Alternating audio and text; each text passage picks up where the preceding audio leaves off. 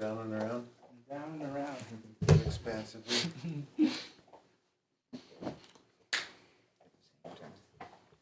Well, welcome to COZSNUG, everyone. Greetings. So much y'all for coming. So glad to be Thank here. you for resisting.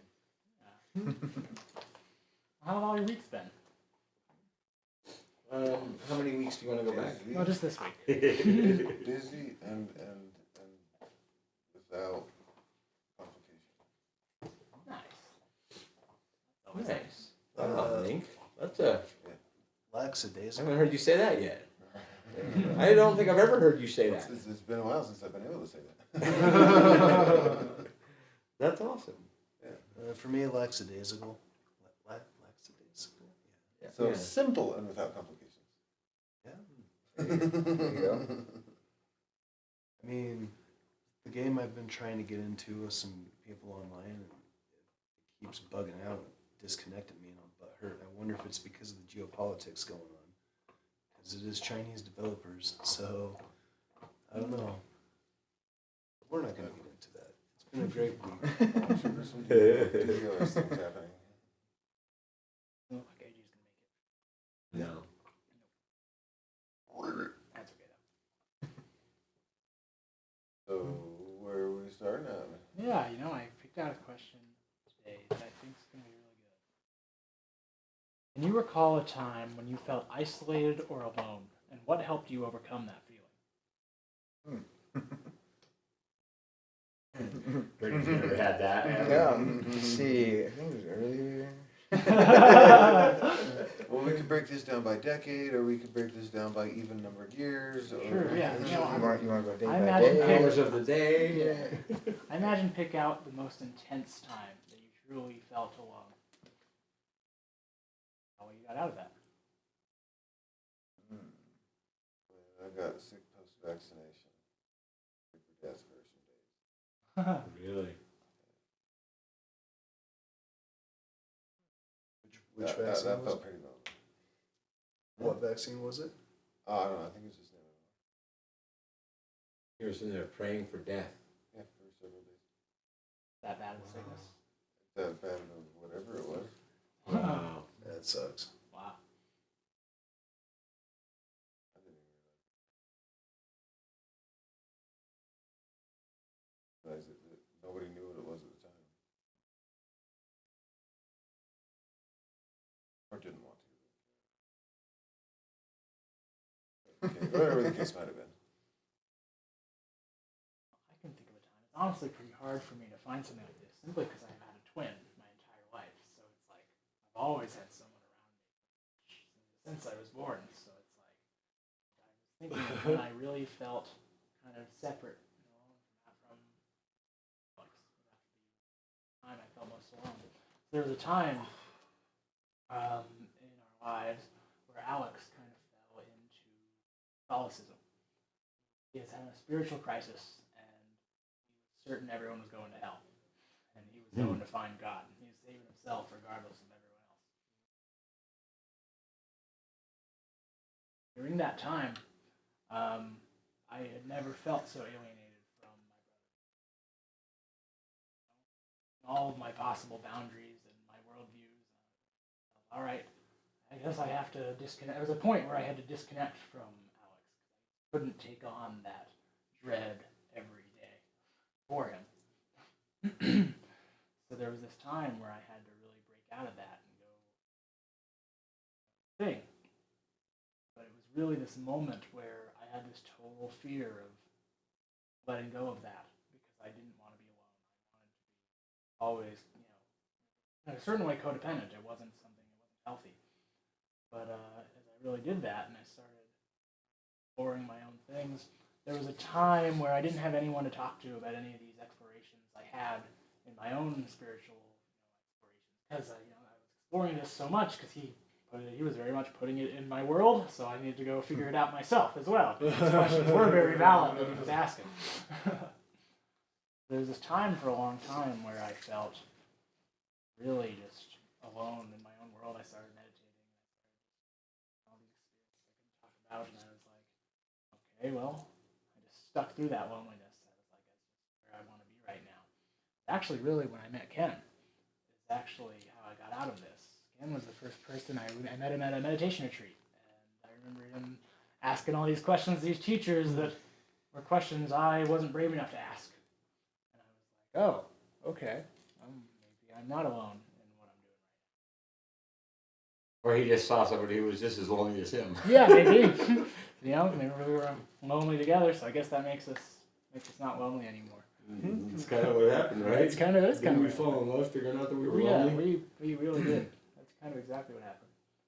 So really, how I got out of that was really just being willing to be vulnerable and ask for connection, ask for help, ask for guidance, ask for a friend.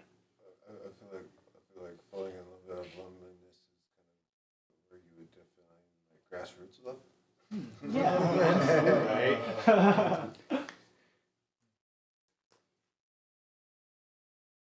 Yeah, that was a moment in my life that it kind of turned for me. Even though I was in this community of spiritual and yoga people, I just never quite vibed all the way. I didn't have that full trust with them, so it wasn't like an actual deep community. It was like I was going to a yoga studio for like the gym that's healthy for me or whatever. Yeah. As I started to find real community. Yeah, he was probably the first person I ever really let in as someone I trusted like a family member. And I've encountered communities and seen communities in a lot of different forms and a lot of different travels. Like from families, neighborhoods, communes, beach networks, mountain networks, all kinds of different climates and ecologies where people kind of settle in and network just by nature of that's where they live, that's the people who they have the most common with to be relevant in discussing and correlating their lives with. Yeah, I had never really exposed myself or had been exposed to communities like that. I very much assumed that the only people you could really be in full, honest communication with was your family members. That was kind of the tribe that I was in. Mm-hmm. And that kind of broke me out. And nowadays, I see all these communities everywhere. I see, just like what we're doing, there's people with deep, deep-rooted feelings of connection. But that's not something I had for a really long time. A bit more opposite, like my family was not the place to take anything or anything you needed trust for. Mm. When your own mom is the one that's reporting to your probation officers, and like, okay, well, your own inclination to keep information, words, time, anything. Mm. Yeah, that makes sense. Mm-hmm. And then that kind of lingers into all the other things. Cool. So from there I went, the blood of the oath, thicker than water. For Mm. me, it was the total opposite. I'm sorry, that's my feelings coming out. So for me, it was the total opposite. I felt the loneliest like probably from 13 to 16, and it was precisely because of that. Like, you don't talk to anything about anyone besides the family. That just drove me mad because I wanted to branch out, and I was so like feeling so alone because I think it was a lot of different reasons, but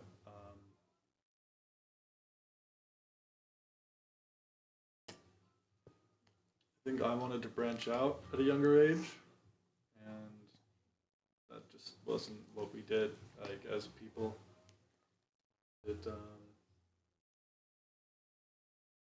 yeah, I felt alone for a really long time, and ultimately, it just kind of over time, I figured out that my family would love me no matter what, and that I didn't have to adhere to a certain expectation like we were kind of brought up to.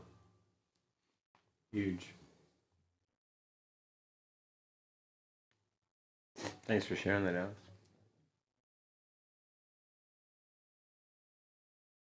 Big pivot point right there, right? Yeah. You mean I can travel? You mean I can go places? I can go see things now, Mom and Dad? Come on, everybody, can I tether out? See, and I was brought home from 2 blocks away when I was only not even quite 2 by a neighbor. Wandered off already. Oh my gosh, that was my daughter Bree. Her and her little cousin, they just bolted one night. We're just out the front door, just took off and went down and found a party. And they were in there. They're 2 years old, just getting cookies and just having a great time. Well, apparently a cat was taking me for a walk.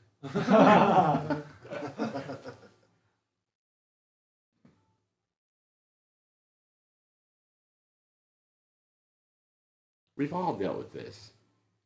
Everybody deals with this. This is a constant feeling that we have until we know what relating's like. Until we see everybody as our equals, we have a sense of loneliness at some level. So that's what we're all doing is here, just like, whether we're aware of that little piece of it or not, our loneliness is being cured every single present moment that we're leaning into trying to figure out what the unique one before me has in store for me. But I love this COZSNUG so much because it's just so effortless to just put yourself in a receptive state instead of being resistant and say, hey, what's your real experience? Tell me. Let me actually receive it. Let me listen to learn this time instead of listening to respond or react.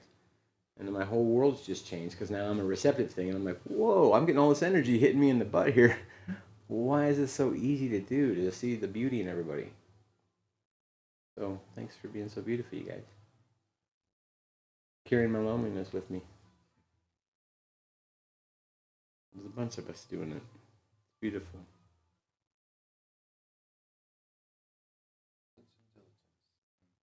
What's that? It's a persistence and diligence. I can definitely be thankful for how the last 6 months of this year. Yeah, thank you very much. Yeah, that was when we all sat down when I first started talking with Ames. And we're going to do like a big old business overview for Jason's business. We started talking about core values, and the core value of persistence came up. And Jason was like, oh yeah, that has to be one of them. And the more I thought through it, I was like, wow, look at this skill that this guy has for persistence. Oh, yeah. I mean, you know what he's done in his company for the last 25, 26 years. My dad will go. Persistence is the only reason he's still going. He'll fucking, I mean, it's- we both have seen this. He gets up in the morning, goes to his desk, and fucking sits there for 8 hours at least without moving. Because Every time is money. And you gotta be, and time is money. So Like, he just he doesn't knows this take thing. breaks, he He's doesn't trained take- himself to do this. He's lucky if he takes a lunch break. The first thing you should do is like 15 minutes of cardio if that's what I know. if that's how he's going to proceed with his Yeah, day. I've really been trying to help him get on more healthy routines in that regard. But he's such a powerhouse. He just pushes through it. He muscles through it. He doesn't care. Oh, it's a lot of it's a lot of So- That's so everything, man. That's what I tried to do when I was young. Is I would like try and just do that and muscle through my feelings, which is like what Dad still does in a way, but that's neither here nor there. But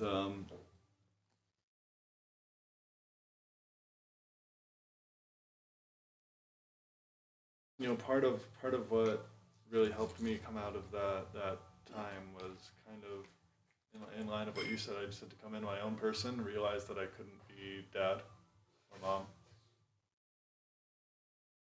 And at that point, it was really scary because it was like, well, who else is there? Who else is there that really matters? That's a real person, just because that was the way we lived, you know.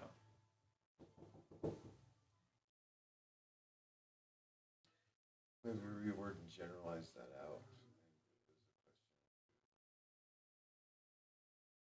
What were some times where the sensibleness was at a height? Yeah. Yeah. Tons. Yeah, that's only there. Name times recently, right? Well, when I first isolated myself from everybody else, probably the loneliest time. For a Because long it time. was When you new. were like a full year and a half or whatever? Yeah, I was- it was new. It was different. I'd always been surrounded by people. Then all of a sudden, nobody. It was a crazy deal. But I mean, a full 18 months now, probably 3 or 4 months is how long the actual loneliness lasted. Mm. And then I started finding things in myself that I liked, things that I enjoyed doing. Mm. The more occupied I became, the less lonely I seemed to be. Mm. And That's how it goes. really, I don't really get too lonely that much anymore. I mean, a sense of loneliness every now and then, but not really. I spend a lot of time alone. Mm-hmm. And now you know But what it's like to enjoy your present moment. I don't mind it. Right. Well, that's beautiful. That requires self-love. Yeah. Exactly. That place. That's what that is. It's just an admission of the fact that, yeah, I guess I love myself. Don't you kind of have to have that as a prerequisite to go and love on somebody else? Yeah. Offer yourself up as a present thing that can be there for them in any kind of way. We got to feel that way ourselves, right? Step number one. Just a little love emerging. I've been bottling it up for a while now. Mm-hmm. Building up some strength and some beauty. We're gonna have to come up with another number. They probably already trademarked all over love potion.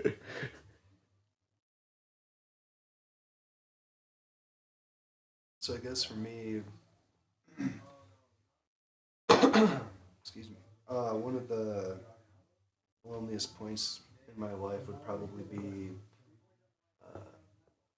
when my girlfriend called my self-determination role-playing. Because she, yeah. We're operating these flesh suits. We aren't these flesh suits. Everything is role playing. So she says it, and then what? And that kind of made me, like, it hurt my feelings and everything because I guess I thought that I'd made it quite clear that it wasn't like a role play, that it's like, this is what I'm trying to do with my life. It's my real art, girl. So that was lonely, and then kind of at the same time, the two people I was doing it with stopped, and so it was just me, and it has kind of been me. So that was pretty lonely for a while. I got over it. So I started hanging around all you guys, actually, coming to COZSNUG and stuff. Yeah, I know somebody who's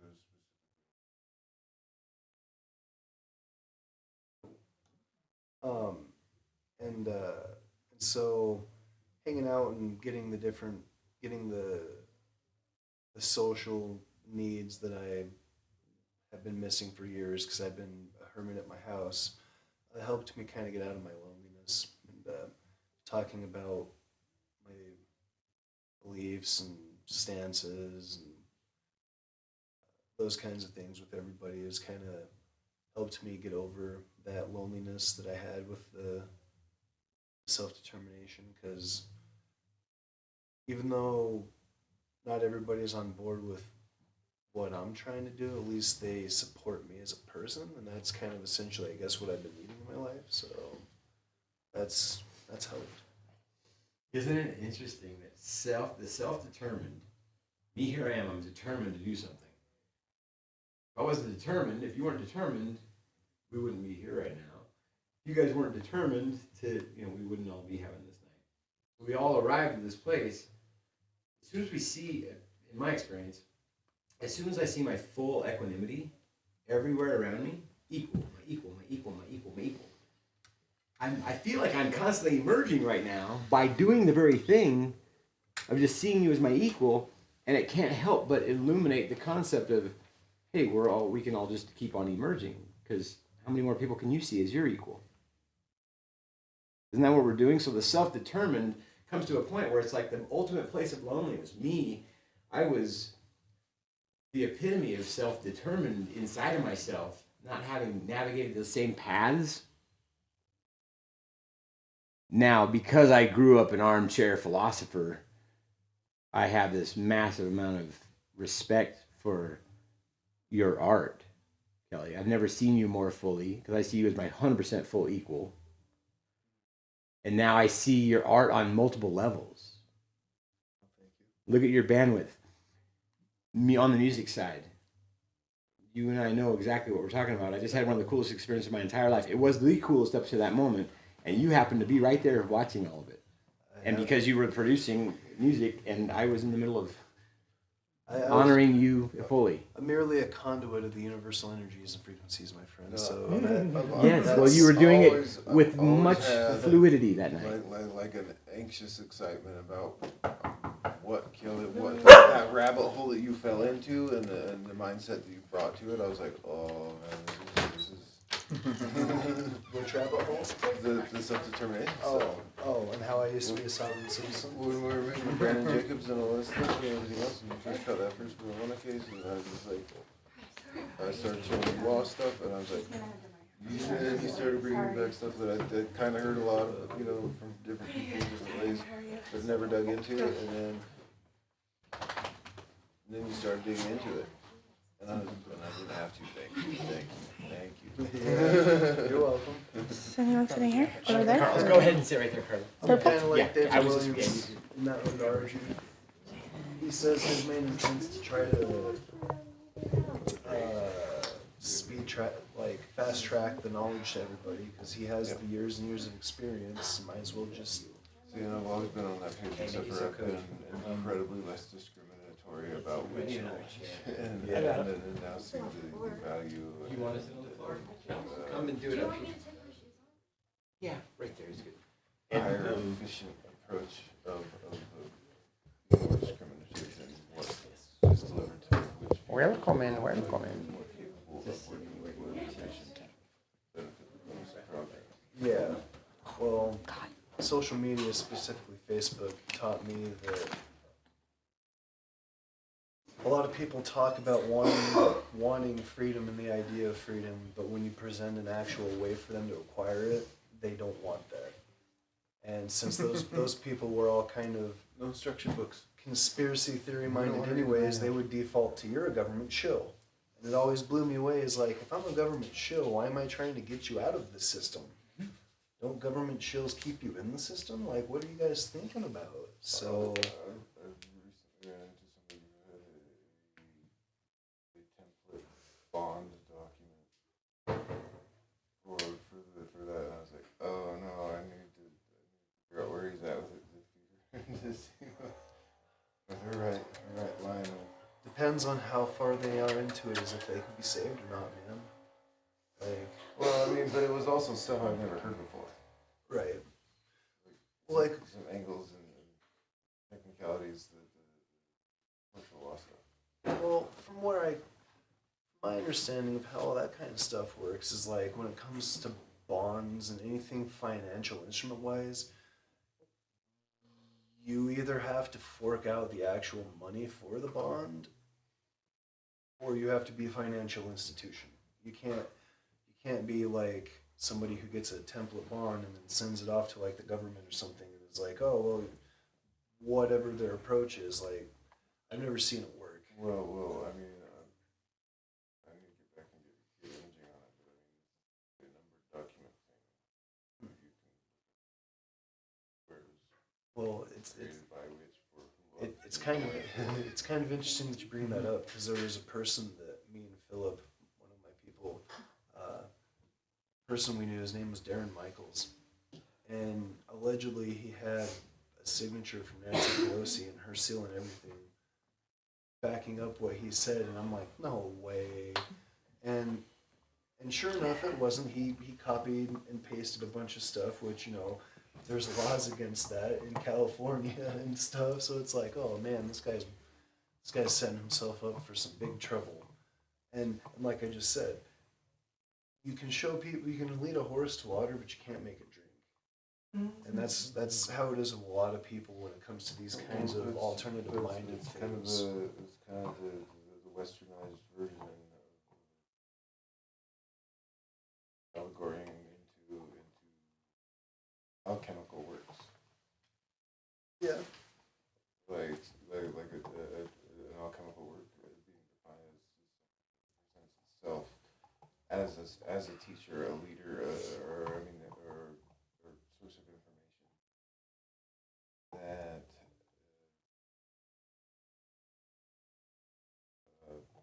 put your faith into. Makes sense. I agree with that. That's what I've done with my self-determination stuff. And like Ken talking about self-determination, like personally, when I refer to self-determination, I'm talking about like internationally, building a state and stuff. And so how Lincoln just put that, I kind of do view what I've done as an alchemical process. That's why we've called it the nation state of alchemia, is because being ex-sovereign citizen, I had a unique perspective on how things are supposed to work in the system. And I broke free from that, learned how it really works, and I started studying the law of nations that I've brought up a lot of times. And I was like, oh, well, this makes a lot of sense that all a state is a group of people united for the same cause. So if the founding fathers can do it, and states sense them, like people sense them, why can't we? It's kind of where I took it originally. So what it's become now, I still work on it here and there because it's what I'm doing with my life, but that kind of stuff's hard to do with one person. But no, I'm getting off on a tangent. Essentially, that's an alchemical process, and it's spiritual to me, and the process of it is spiritual because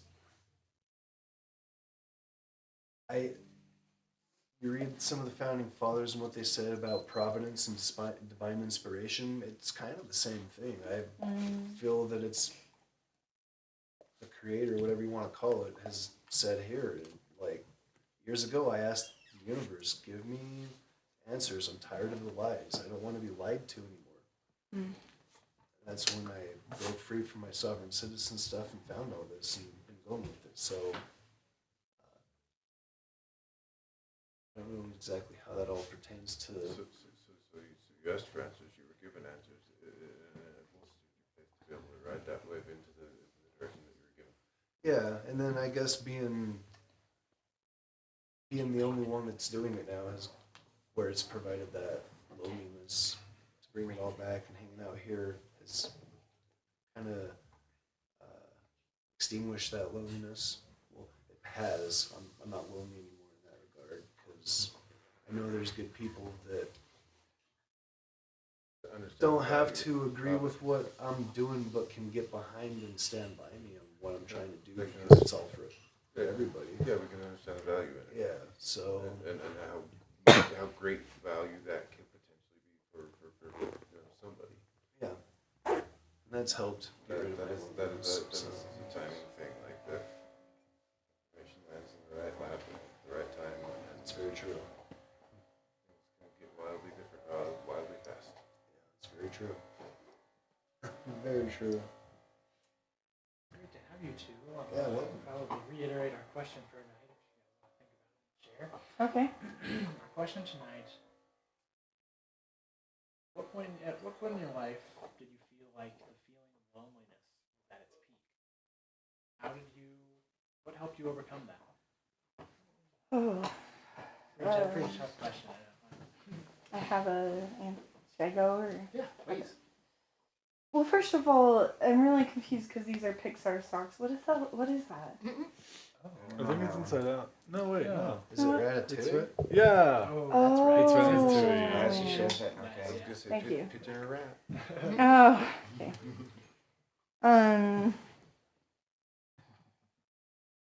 Okay, this is a pretty intense story. Is that okay? I told a pretty intense story before you got here, so it's Shit, I fine. missed it. Okay. Okay,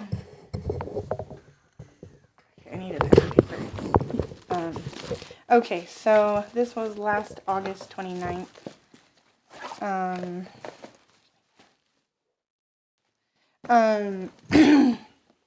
So it was my dad's birthday, and I didn't. Why was I feeling sad?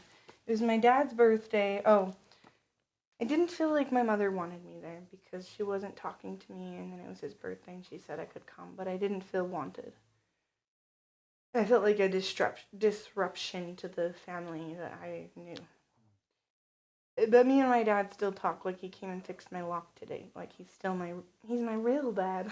Sorry, that's weird. That's what Luna said one time. So I was seeing this woman. Well, I still we are still connected, but her name's Eliza, and she plays the harp too. And Luna was her little girl that was super musical too, and Eliza had a dad that abused Eliza, and I don't know if Luna ever met him, to be honest, but he abused Luna, and then he was a drug addict, and he disappeared, but sometimes he'll try to come back into their life, say like, oh, hey, you know, and Luna's like, who the fuck is this? And Luna, so eventually Eliza met this beautiful man named Trevor. And Trevor, he's her partner now, Eliza and Trevor, and their band is called Payout Beast. It's super fucking good. They have recordings on Spotify. And it's mostly instrumental with some, anyways. Payout Beast? Payout Beast. Payout Beast. 2 words, Payout Beast. Mm-hmm. And Luna, one time, so Trevor was like, you know, she's like trying to teach her when she's like probably like 5-ish, 6-ish. And he's like, you know, I'm not your real dad, right? Like, not your birth dad. And she's like, Trevor, you're my real dad. And he was like, oh, like, whoa, like, I mean, she's like, my dad has never talked to me before. He's not, you know, I respect, or she had a level of respect for him, but she knew, you know, he wasn't the person that raised her. And anyway, so me and my dad still talk, but on August 29th, I didn't feel wanted, and my mother didn't specifically say anything, but, you know, she was talking in code, like, oh, we can't come pick you up, like, we'll just meet you at the restaurant. And I'm like, I don't have a fucking car or a bike right now. Anyways, so I knew I was gonna be a fucking mess that day, so I did call my dad and wish him happy birthday, I think. Yeah, I did, and then, or at least sent him a message, and then I went to a bar, Harp and Hound, and told myself I was gonna eat lunch, but I knew also I was gonna order vodka, and so I drank some vodka. And when I start drinking vodka, it tastes like water, to be honest. So like I was just downing shot after shot, still like being comedic with my friends that I knew from the past that I ran into, and this woman kicked me out because she said I was being too loud, but the bar was louder. Everyone in the bar was louder. I think because, I'm going to be honest, I felt that day, like I felt sad inside, but I was projecting. I thought I was, you know, I was being very comedic. I was pretending like I was having a party in my brain. And I don't know if she felt, I don't know, but she was like, you got to leave. So I fucking yelled at her, and I was like, fucking cunt. Never see you again. And I left, and I went to the strip club by myself, and nobody was there. I was the only customer, and he was honestly kind of nice for a while. I'm gonna be honest. And I was like, oh my god, yeah, like I have my credit card today. I can buy drinks. I can tip the women more than like other men would. And I did that, and I had fun, and one of the women was even like, they were kind. They would come up and be like, you know, I love your jewelry. Like, that's so cool. Like, tell me about it. You know, like they were kind and loving, and it was a cool experience. And their dances were super cool. And then I went outside. This is where it gets intense. Sorry.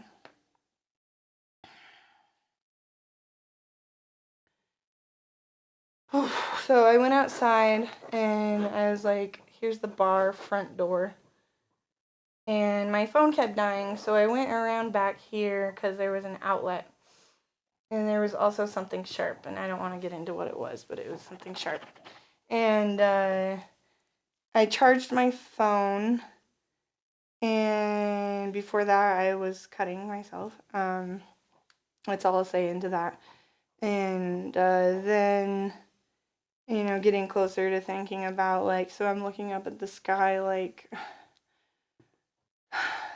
sorry.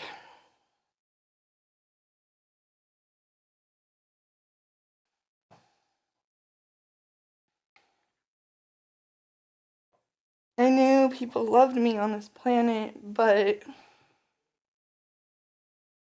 I didn't feel strong enough to be here. Or like capable of dealing with the case that I'm going through. I didn't think I was capable whatsoever. And I asked God, I was like, is this the time? I'm tired. And I don't feel like I want to ask for help because I'm tired of causing so much chaos everywhere and harming myself and others. But right at that moment, fucking Officer McFerrin, I'll say it out loud, calls me on the suicide hotline acting like he can help me. And he did in the long run, but he also could have possibly killed me. I did die for about 10 minutes. And he brings 5 of his men, Ogden PD. I don't even know if they looked up my ID or who it was. I have no idea. They might have been probably traced my number to the suicide hotline because I call it a lot to seek support. It's highly likely they knew who they were coming to see me. The woman that likes to assault cops. And, no, I'm just usually defending myself, bro. So then 5 of them come. Okay, we're almost done. Sorry. I want to be done with it. We got you here. Can I just hold your hand? So. I held Kelly's hand for like an hour one night. This is from Wolf of Wall Street.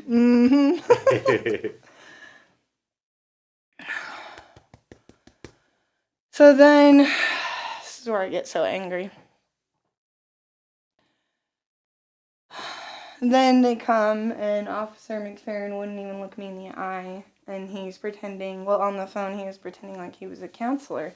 So I thought they were sending counselors to come, talk me out of this black hole I was in, and in my brain, trying to kill myself actively. They're watching it, and I'm just anyways, I actually stood up. They actually didn't see that whole scene, actually, now that I think about it. I stood up.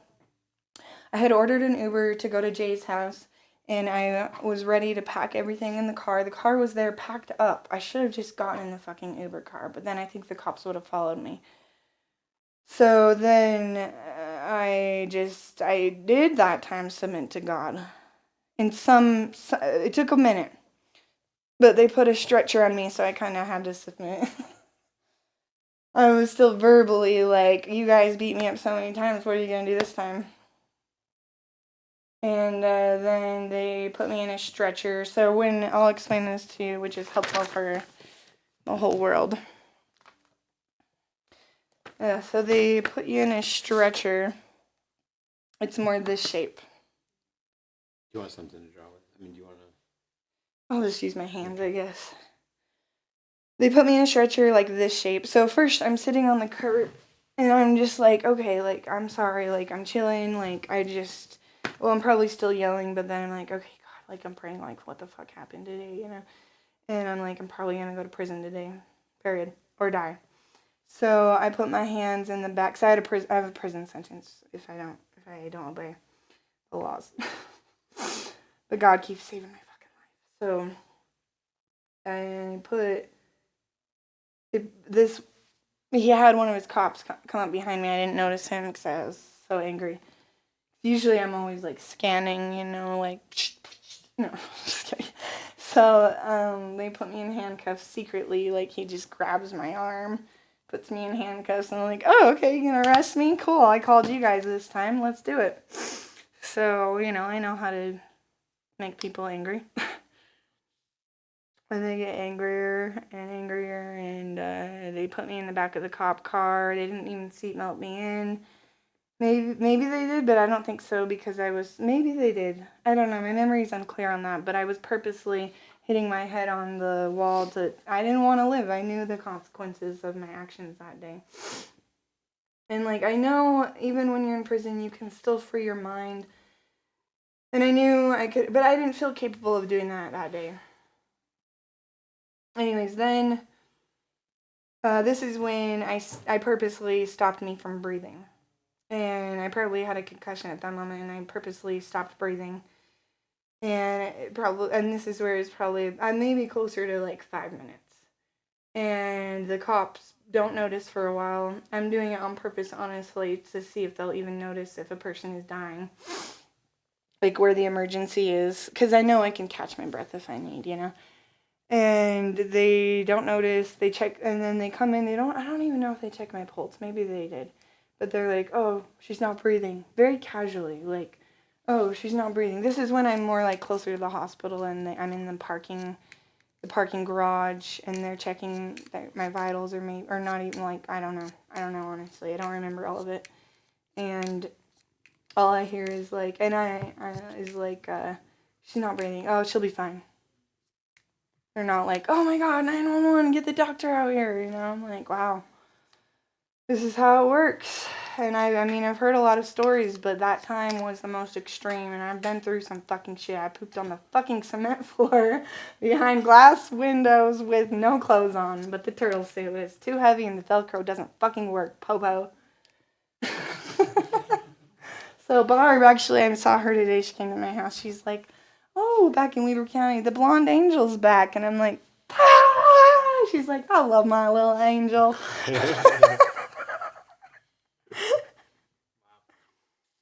Well, actually, that night, they didn't take me to jail. They took me to the hospital. They injected me with something, I don't know. They said it was an antidepressant, but I'm still alive, so whatever. But at the time, I was like, fuck you guys. Like, are you serious right now? At least give me some ketamine, please. And thank you. They're like, nope, you don't get to make your choices today. And I'm like, thank you. So then, after that, it got better. The police left, but they said I would have 3 possible assault charges on officers. The only thing I can think of that I did was verbally attack them, and I put 3 of my fingernails into one of the... I'm only laughing because it's ridiculous that they might possibly charge me with this. I know I harmed someone, and I feel bad about that now. Putting the nails into his arm as they're moving me from the stretcher to the car, so maybe 1, 2, 3. I don't know. So, but I mean, God is with me.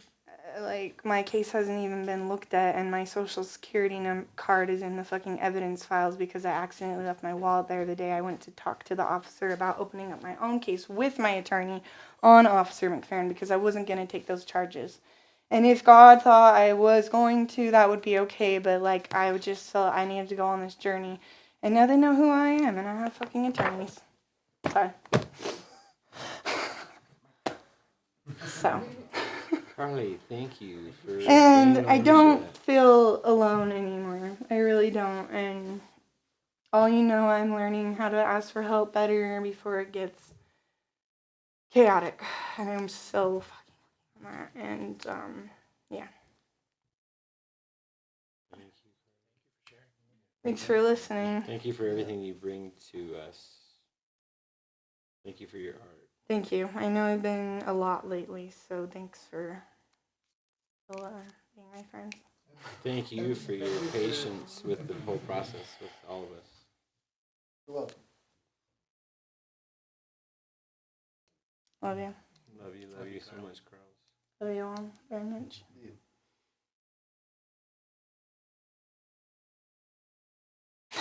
Amen. Amen.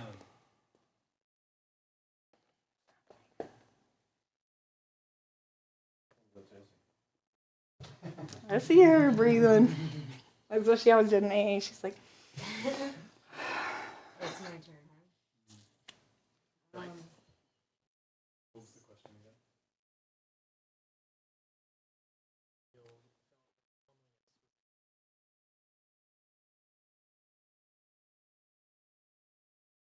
Overcame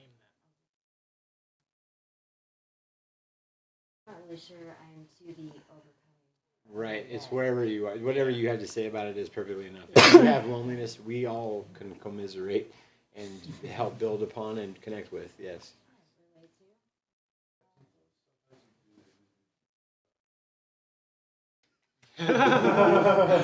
I'm channeling my full Ken and Barbie today. I've always been a pretty independent person. Mostly because I had to. But I would say the loneliest I've ever felt was probably this past year. I signed guardianship papers to my aunt and uncle for my daughter. Yeah, just sitting in my house, seeing her room empty. Yeah, it's like a piece of me. Yeah. So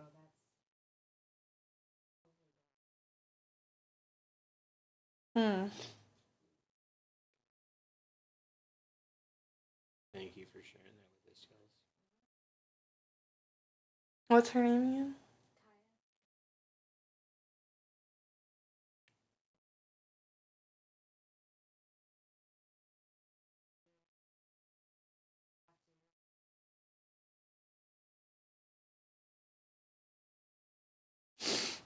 And I can still see it.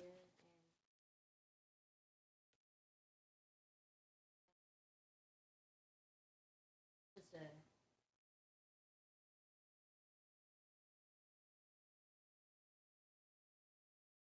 Yeah, good point. Piece of paper. What kind of meaning do I want to place on it?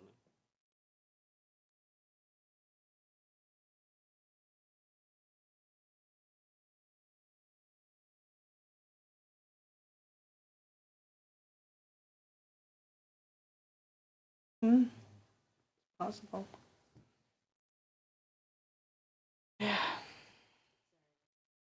Thank you for being vulnerable and sharing.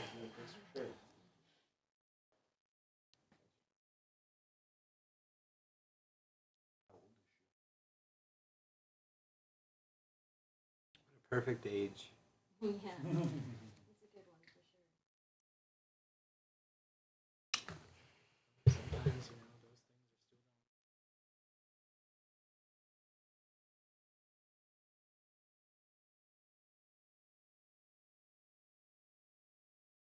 When we do it together, it's more fun. We're all in this together. Yes, dude, it's not part of the pressure, you're probably doing it wrong.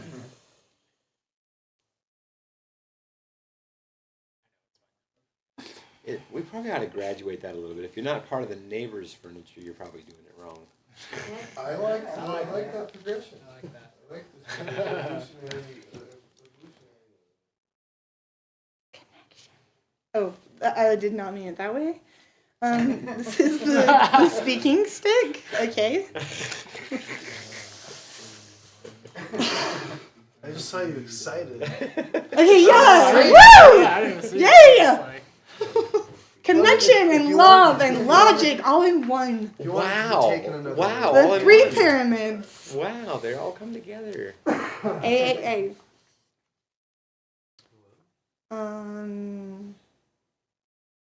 Did that was everyone- really Yeah, well has said. everyone Shirley. felt like they've gotten to share?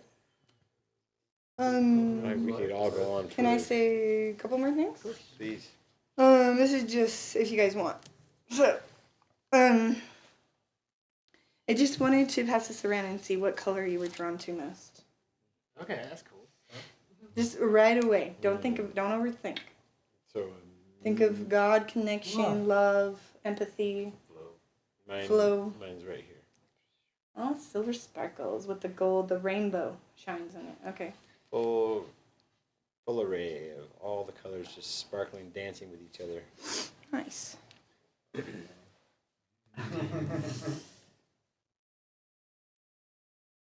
really retracted the opposite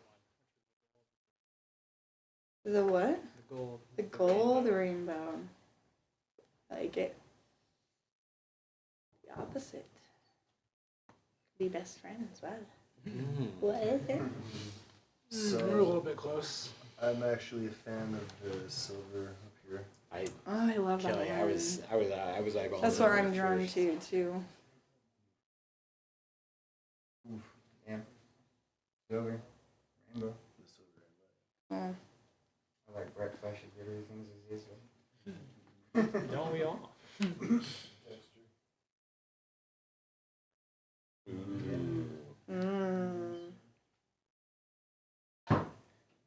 I think I probably could have predicted that one for you, Lee. Sparkly gold. Yeah, same. Rainbow. Now that I think about it, I could have predicted I that. like this big white stripe. Yes. Which one did you say, It's got Chelsea? this one. It's got a cool texture. It's not quite a pale white like this one is. Yeah, I knew from across the room I'm like that one. White is a gratitude protective color. Best able to utilize negative space. You're clear enough to protect. To answer your question, Ken, she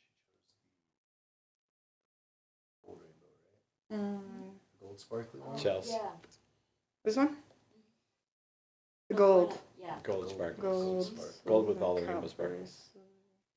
And originally I was really drawn to this pale one because I keep wanting to paint my nails that color, and I'm really in. So I looked up the family crests last night, the coat of arms, and mine's bright red, white, and yellow. So is the Ames. Just That From London. does not Anyways. surprise me. Oh my. But it's different patterns. But anyways, mine, I liked mine because it had some wheat and some yellow in the middle and some bright red and white around it, flowery. But I really like this gold here. 'Cause it kind of reminds me of copper too, but more like bronze, like a snake pattern or a reptile pattern. Texture. Yeah, anyways. That's nice, fun, thank Carly. you. Look at Yeah. the flair that these girls bring to this. I mean, a dude would never pull out something that magical and pass it around and have that much magic. Yeah, right. You did the other week with your little art piece. Well, I had to channel my full Barbie on the inside. Right, Barbie can, blue and pink. Or green. Right? Thank you, Carly, for sharing that. That was actually so fun. You're welcome. So, thank you, everybody. That was just amazing. Wow. My life is better because I'm around you. Right? Right? Right. Oh, sorry. Oh, that's fine. Yeah, cool. Okay. Yeah. We'll probably end off there, I think. Yeah, it's a great high note to end on. Thank you so much, everybody, for sharing your stories. I found the important feature interpretation of the thing that happened. So.